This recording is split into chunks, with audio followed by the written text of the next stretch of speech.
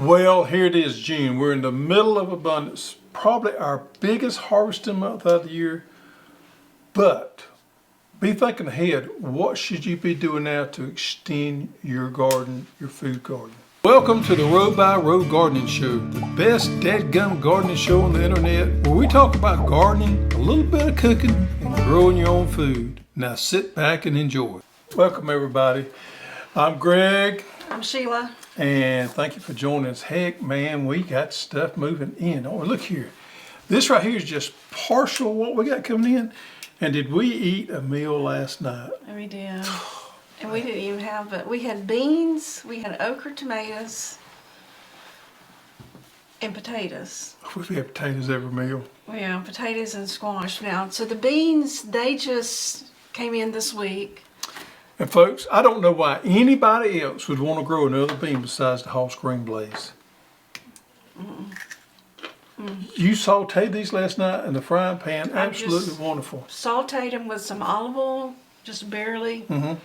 Got them tender. I love them that way. Yep. Hoss Green Blaze are just starting to come in there. We had a little bit of a discussion this morning with whether we should plant some more or not. I said no, and you said we did last year. I'm not sure that we did last year.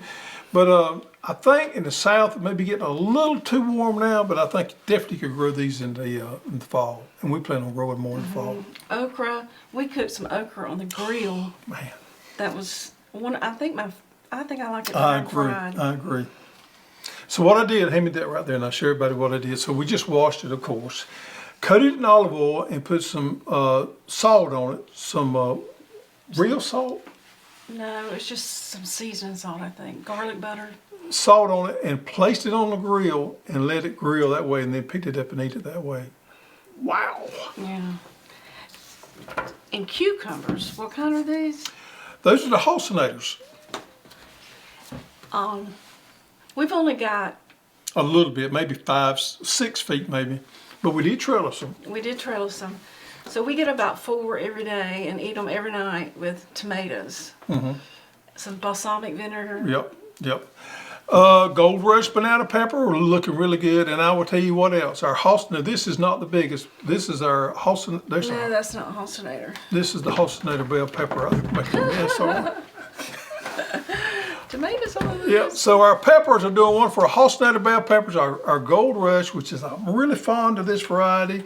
Hossinator jalapenos has been exceptionally well this year. And I don't think you got one in there, the poblano. Hossinator poblanos have proven themselves again. You know, I often wondered this right here, and I say this to everybody, I don't know why we carry more than one bell pepper. I don't know why we carry more than one banana pepper. I don't know why we carry more than one cucumber. Because people like variety. I don't know why we carry more than one green bean. Because those right there are just proven varieties for here in the South. We know work. What's this, Sunburst? Sunburst. Now squash is a little bit different because there's different sizes and shapes of those. All different kinds of squashes out there. What's this? That, my dear friends, is sun sugar. And sun sugar, I will go to my grave saying has the best flavor. Best flavor. And we got a lot of those varieties. We say, oh, got a lot of those varieties I push, but I don't think none of them beat the flavor of a sun sugar. And flowers, you've got what? Is that not pop or what? Wow. 4 or 5 rows of sunflowers, dwarf sunflowers. Yep. And these are called, they're actually new for us, the Lemon Cutie. That's the lemon. Dwarf. Yep. And I love these little petals. Just make such a pretty arrangement. Yeah, those are really coming in. Everybody loves the dwarf sunflowers. First year growing them to the extent I have this year, but they really fit into the garden well because they don't get out of hand. And I can plant them on 36-inch rows, which is pretty much what I'm set up for. So we're planting a lot of flowers at the moment there. I've got zinnias coming along. Some of your zinnias. I just planted a lot more of the Ice Queen series. Speaking of zinnias, folks, we got the new Queenie series in. Should have seen the email a day or two ago that went out. These are really a unique, newer zinnia. We just have them in the packs this year, but I'm excited to grow some of those. Very unusual color, and they're all the rave right now. Man, are those not good or what? They are. Whew. All right, so what should you be doing in the month of June? So we talk about this. If you're in zone 8 like we are in Deep South, you got everything coming in. Our Seminole sweet corn will be ready in just a day or two. I ate it here yesterday. Yep. Well, a lot of people, they're busy harvesting and they're just going to cruise along and harvest. And before you know it, it'll be the end of June and you won't have anything planted. What do you do? What do you do? To extend that harvest is what we're talking about today. And not only that, but some of the things that you need to make sure that you do to keep your garden productive. Now, one of the main things here, and I may have touched on this a week or two ago, and this is a hard one right here. Especially when the squash plants start to decline a little bit. We're still getting bounty off of them. We're still getting a squash or two here and there. The vines are looking horrible. They're going down, but we hang on to them. Boy, this is tough, but you really need to go ahead and take them out. And the reason you want to take them out is on kind of disease, but mainly insect pressure. You don't want to give the squash vine borers and squash bugs a place to live. So do some really strict housekeeping at June when those squash start going out and pull them out. And if you were smart enough to have had you another plant coming along, you're still going to have squash, but you're taking out those old bushes there to keep your insect populations at bay. And the same thing with cucumbers. Same exact, and it's so hard. Believe me, I have as hard a time with it as y'all do. I have a tough time with it. I've gotten better over the years. If you have another crop coming on, It's not near as bad, but I got some I need to take out right now. I'm probably going to do it tomorrow. Squash? Some squash. Yeah. This gotten, out of hand. It's time to move on. It's hard to do it, but you got to bite the bullet and do it sometimes. Now peppers, you let them keep going. Yeah. They'll produce all the way Right. through the heat. Right. So our corn is going to be, within the next 3 weeks, it's going to be going out. Now, I'm going to tell you a little helpful information here on your sweet corn. And we're going to be facing this toward the end of the month. Just as soon as you get through harvesting that sweet corn, go in there, and my preferred method is a machete, or you can use a flail mower. Cut those stalks immediately, and they will decompose a lot better. If you let those stalks dry out, they're going to be harder to cut, and they're going to be harder to disintegrate. So one of the tricks I learned a long time ago is just as soon as you harvest that corn, cut it off and get rid of it. And if you do it correctly and do it quick, you can use that exact same spot to go back and plant you some zipper peas in. I did that last year. Great success for a fall crop. Follow the corn with zipper peas, wonderful. So here in 8B, planting in June.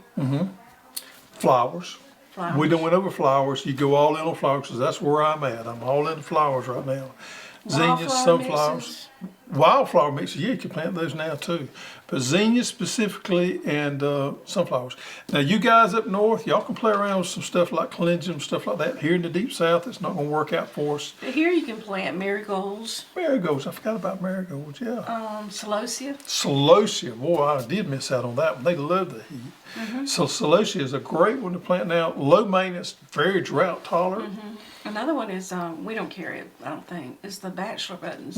Do well in the heat. Yep. Another thing is herbs.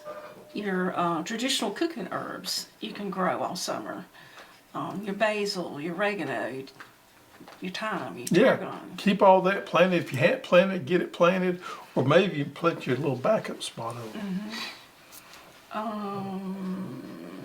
Warm season cover crops. All right, so this is a good one here. I give this some thought because I'm in the middle of that right now. In fact, today we worked up a spot. We're thinking about planting some cover crops. So I have a seed crop of pumpkin that I need to plant. Actually, we planted it in the greenhouse this morning.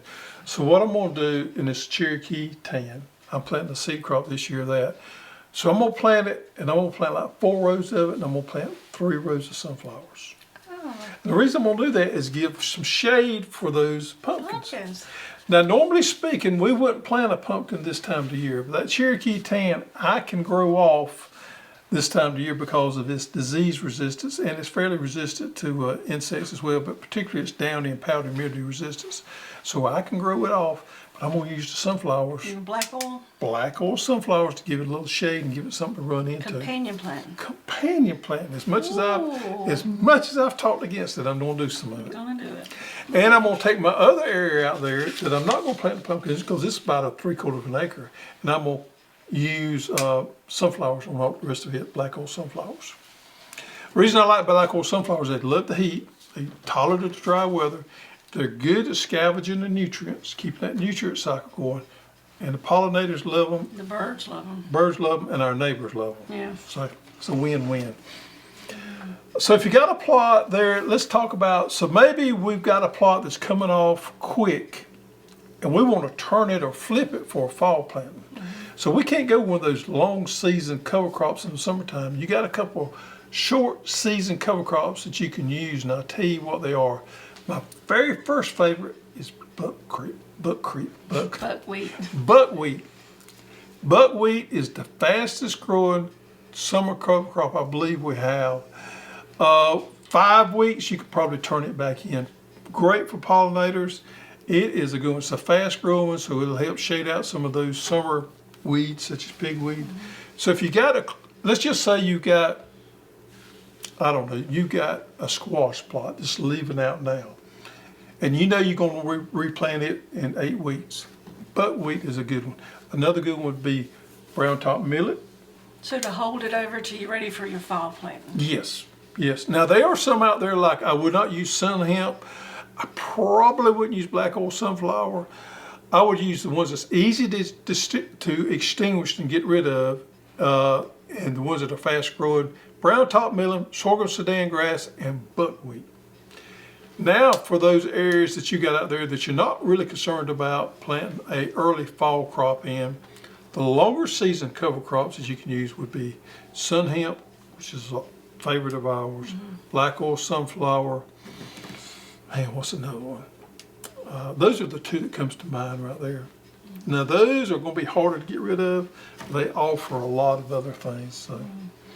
So a lot of people, like I just last weekend pulled up my garlic and my potatoes in my raised bed.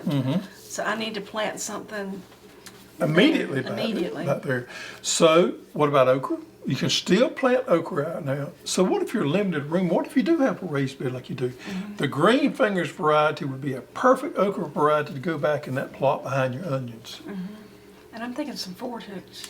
Fort Hooks, man, that's a great one right there. Yeah. Here's a pack right here. Fort Hooks, like southern cowpeas, love the heat.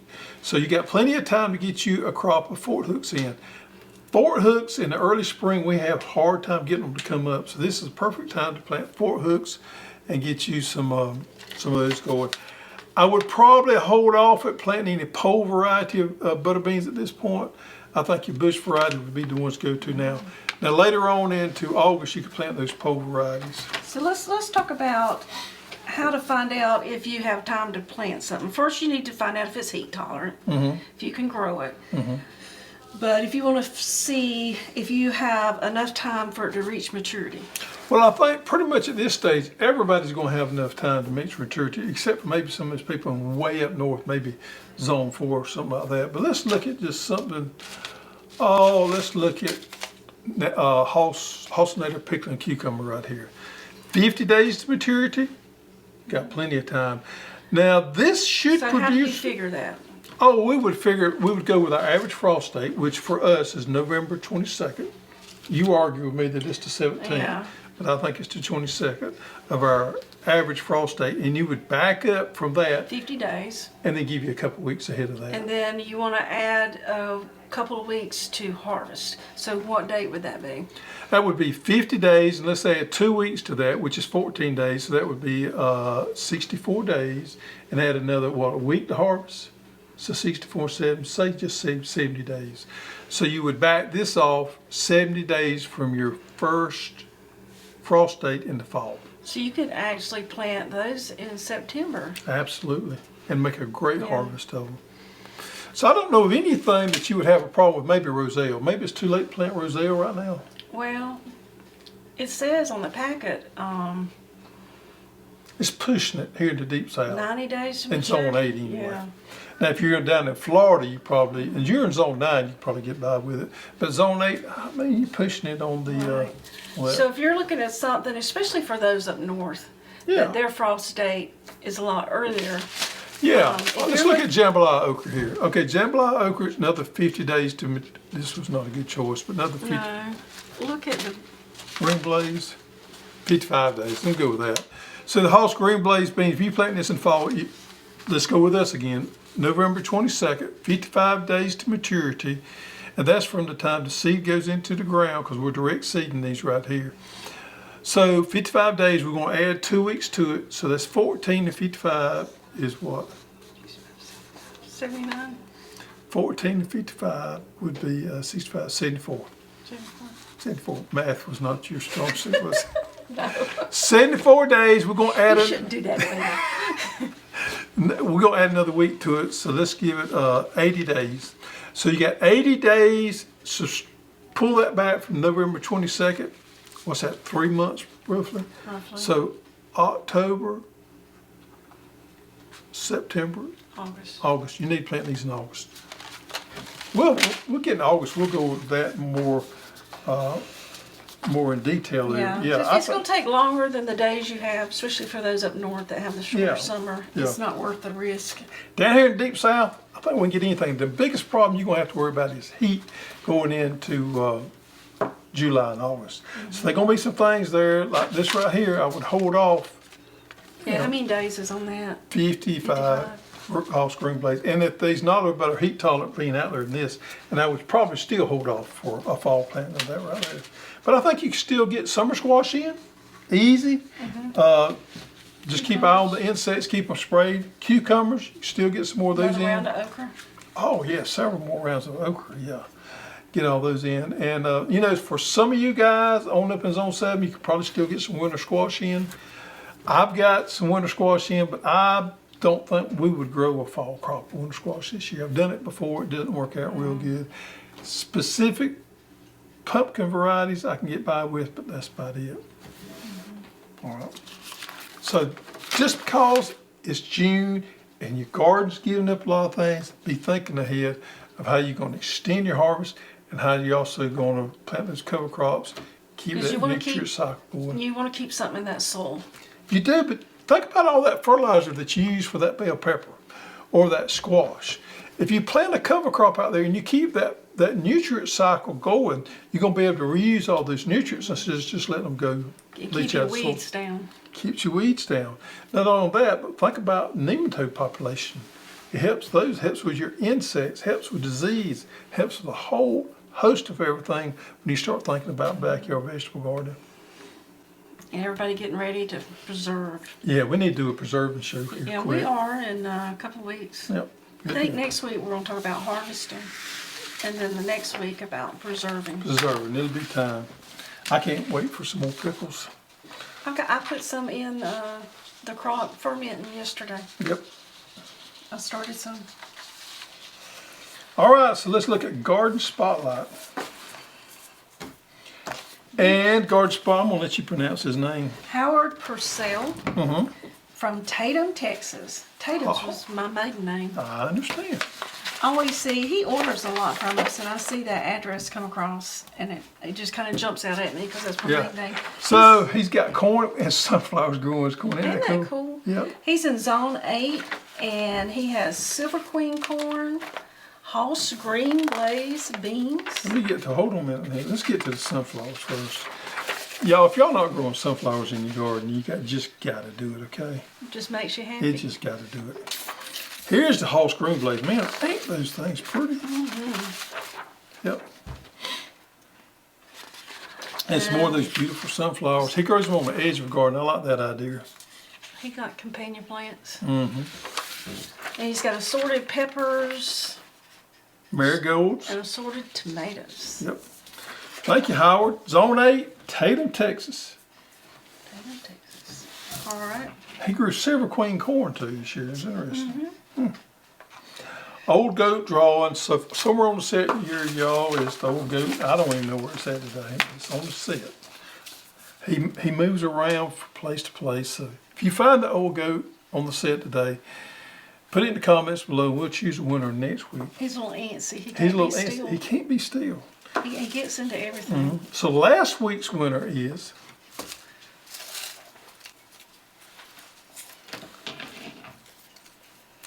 Frank Dix. Frank, send us your shipping address to customer service hosstools.com. We'll get you a prize in the mail. Thank you, Frank. Old goat, he moves around. Everybody loves to try to find him, but sometimes he's harder than other times. Sometimes he's sneaky. The great people at Monterey are sponsoring this giveaway right here. Let me see if I can get it all out here. And we are sending out this little kit here every week to the winner. Last week, the winner was Anso Ingold. ANSOINGOLD. So send us your, I'm not going to try to say it one more time. What? The name. Anso Ingold. Okay. Send us your information there and we'll get this sent out to you right there. So last week the question was, I don't forget. Wasn't it what kind of disease they were having? Yeah. So we got horticulture oil here, and folks, horticulture oil is a great one. A lot of people have aphids on their okra. That's a great one right there. You can spray it any time of day right there, and it kills those soft body insects. Complete disease control. You can use this as a foliar, but you can also use it as a drench. Helps with blight of all things on your tomatoes. And of course, we've got to have an all-natural fish and grotto fertilizer right there, a 962. And we've got the yellow sticky traps, folks, that you can put out in your garden. Find out what's been chewing on your plants there. And this week, we want you to put in the comments below to be eligible for the drawing of this combo pack right here. What do you plant in June in your garden? Now you can just say, you ain't got to say everything, but just say one particular thing that you do, either cessation planting or something that you may plant different in your garden in June. And we'll pick a winner from next week. I was going to show that keychain. Oh, yeah. So we always do something in the orders every month, and we used to do stickers, but we're trying something different. So this month, I can't open it.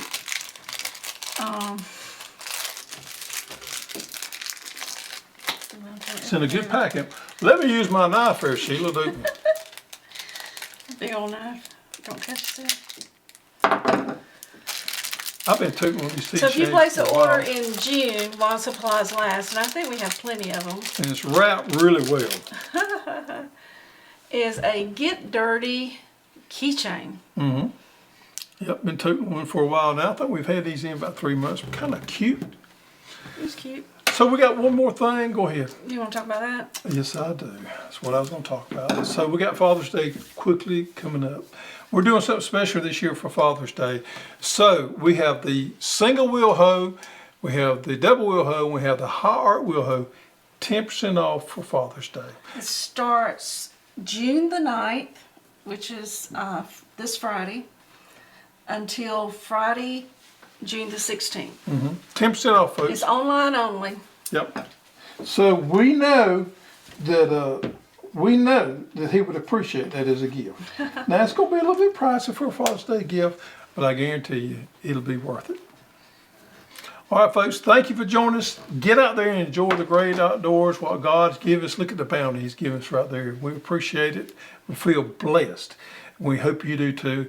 It's time for you to get outside and get those hands dirty.